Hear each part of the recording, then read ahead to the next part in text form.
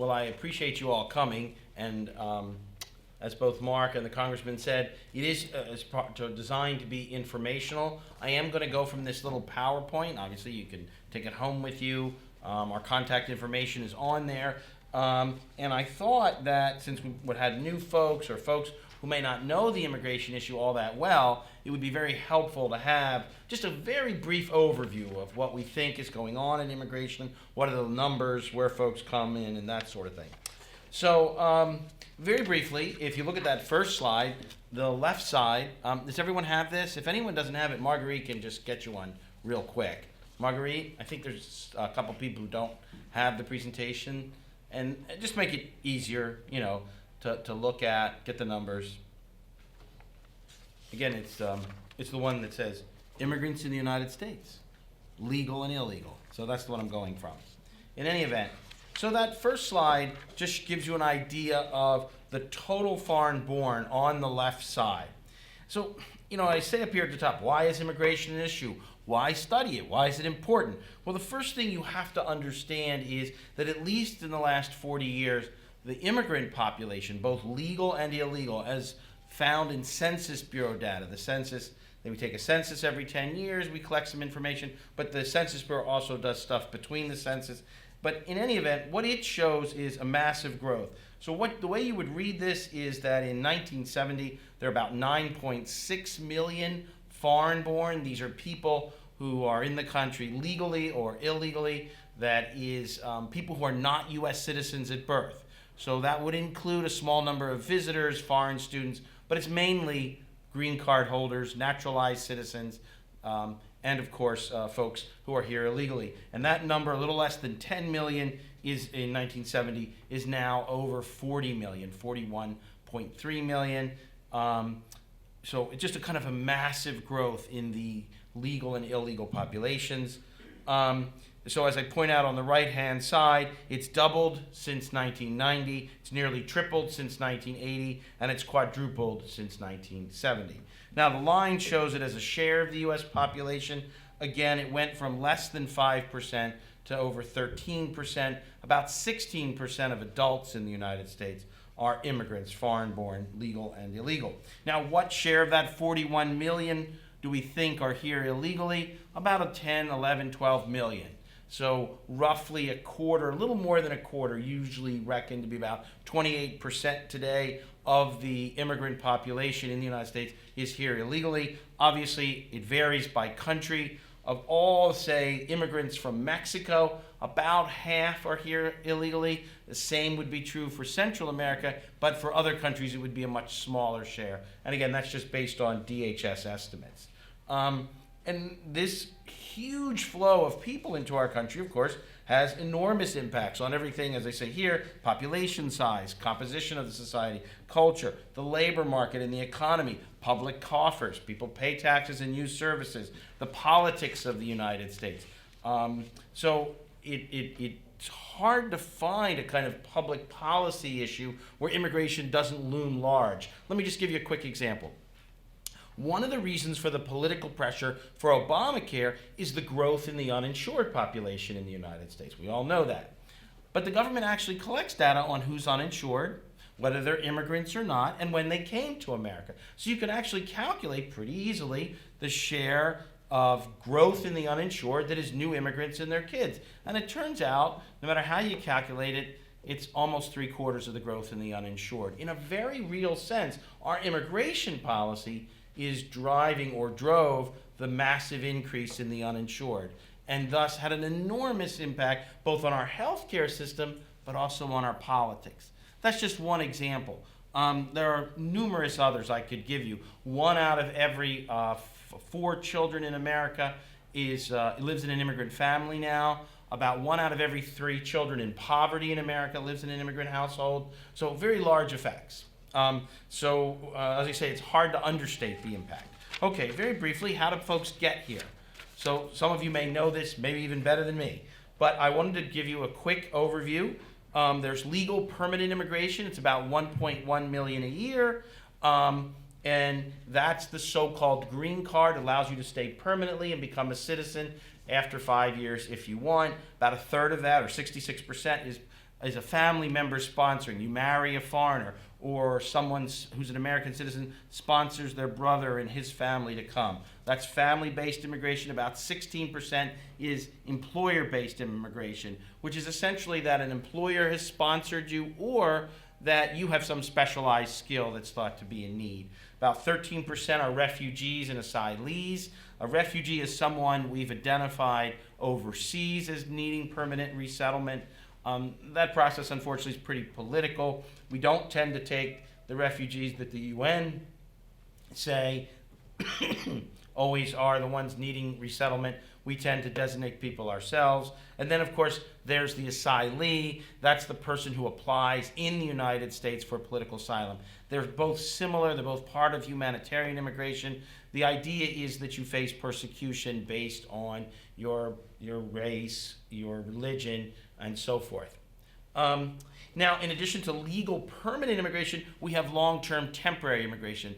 These are not people who get green cards, but these are people who come for foreign students, guest workers, that sort of thing. And you can see the breakdowns here. It's a lot of guest workers, several 100,000 new folks each year. But remember, there's a lot of churn in that population. Foreign students come and go, guest workers come and go. But it is also the case that a very large fraction of the green card holders are previous long-term temporary. So somebody comes as a foreign student, finds a job in the United States, and stays based on employment-based immigration. Someone comes as a guest worker but marries an American, and so is sponsored in the family immigration. So people move from the long-term temporary to permanent immigration often, very large fractions. Sometimes between 40 and 60% of new green card holders are people previously living in the United States. They're not people newly arrived. There are about 2 million, based on government estimates, of long-term temporary in the United States. And finally, we have illegal immigration.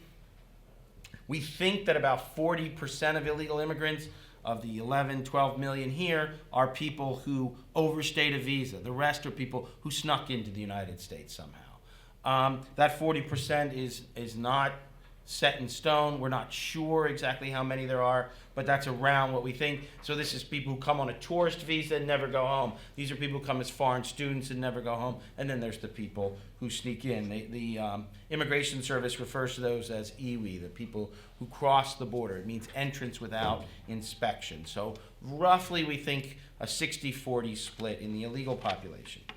Okay, I'd like to go to the next slide very briefly, talk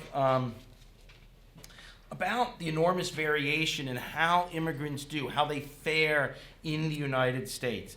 The thing to notice at the far left is that it's figures on the share with a college degree. We could also look at the share without a high school education.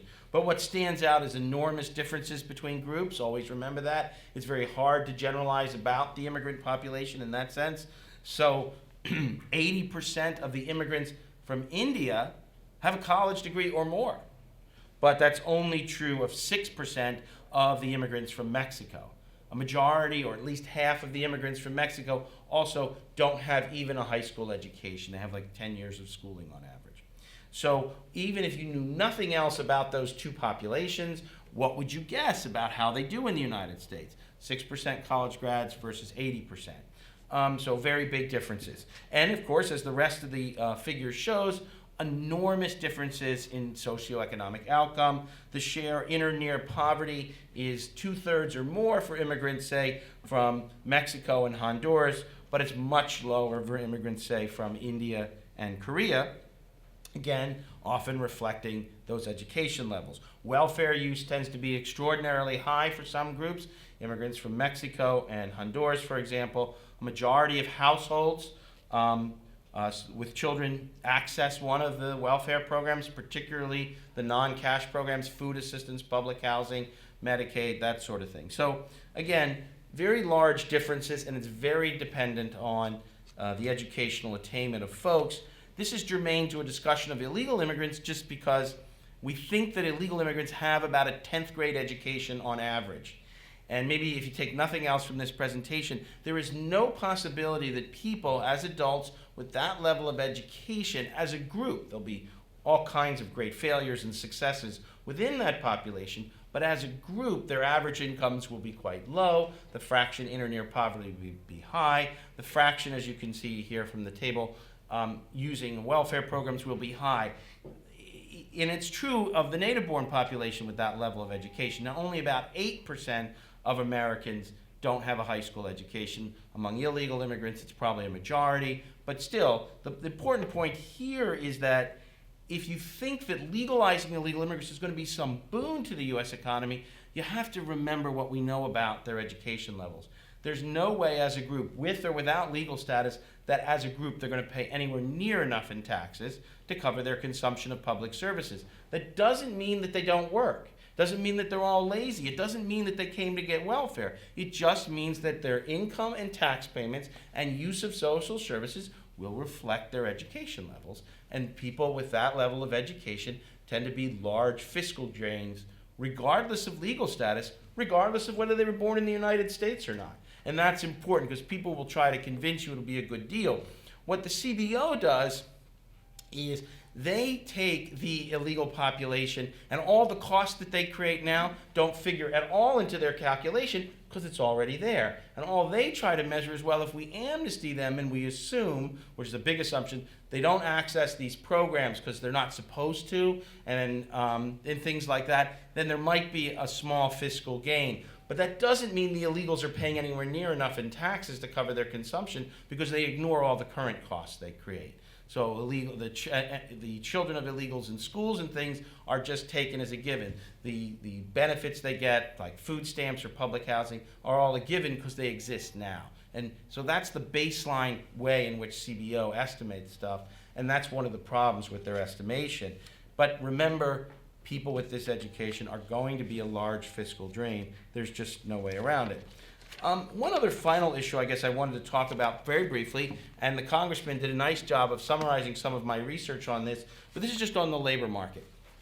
You're going to hear a lot that we are desperately short of workers, that, there's no one to do and fill in the blank, to work in your furniture factory in North Carolina, or to man your seasonal hotel in northern Michigan, or to pick vegetables, or to do any job, whether it's nanny, maid, or busboy.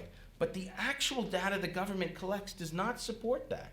We've had about 14 years of wage stagnation for almost every category of workers. As you can see here, the fraction of working age people holding a job has fallen basically for 14 years of the native born.